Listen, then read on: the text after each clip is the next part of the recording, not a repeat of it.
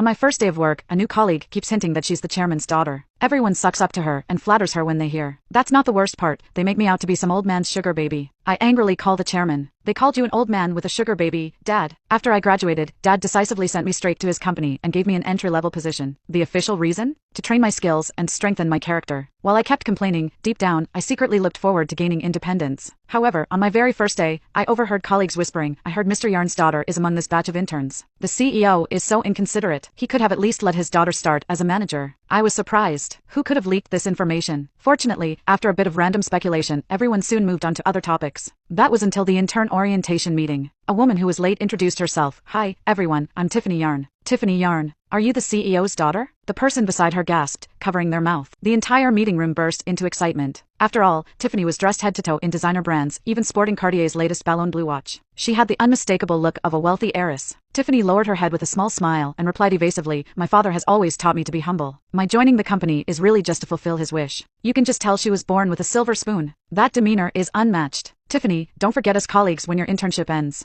I was so shocked that I couldn't find the words to speak. Weren't I supposed to be my dad's only daughter? Since when did he have another one? That said, the misunderstanding was understandable. I had taken my mom's last name, Thornton, while Tiffany was the only intern in our batch with the last name Yarn. Naturally, she became the center of everyone's admiration. I watched her beam under the attention but chose not to expose her, at least not yet. The room only began to settle down when Gareth Jackson, the department manager, walked in. However, I couldn't help but notice that Gareth's attitude toward Tiffany was markedly different from how he treated everyone else. To top it off, he outright appointed her as the leader of the intern group, assigning her the responsibility of communicating the company's arrangements to us. I couldn't stand this blatant favoritism. So, I stood up and suggested, I think it'd be fairer to let everyone vote on this. We don't have time for votes, Gareth replied. Tiffany's resume is the most impressive among you. It's only fitting that she takes the lead. His words were so absurd that they nearly made me laugh. Just last night, Dad told me, among this batch of interns, your resume stands out the most. I believe you'll shine brightly. Faced with the manager's blatant lies, I didn't bother to argue publicly, just like I didn't rush to expose Tiffany's fake heiress act. Some lies were better left to unravel at the most dramatic moment. I was genuinely curious to see what Tiffany's supposed talents were. But before I could witness her in action, I found myself being targeted for standing out. A stack of files, almost half my height, landed on my desk. Brimming with arrogance, Tiffany instructed me, all of these need to be sorted into electronic files in chronological order. Email them to me by tomorrow morning. Before leaving, she turned back and added, oh, and make me a coffee. I was stunned by how downright commanding her tone was. Can't you make it yourself? I asked. Not even my dad had the honor of me making him coffee. It's just a small favor. Why make such a fuss over it? We're all colleagues. Fiona Zine chimed in annoyance. Yeah, it's just a cup of coffee. No big deal, another voice echoed, as if I were the unreasonable one. I shoved the mug into Fiona's palms. Well, since it's no big deal, you can do it. She should serve Tiffany since she was so eager to do so. Fiona's face immediately darkened. Yvonne, what's your problem? Are you trying to stir up trouble on your first day?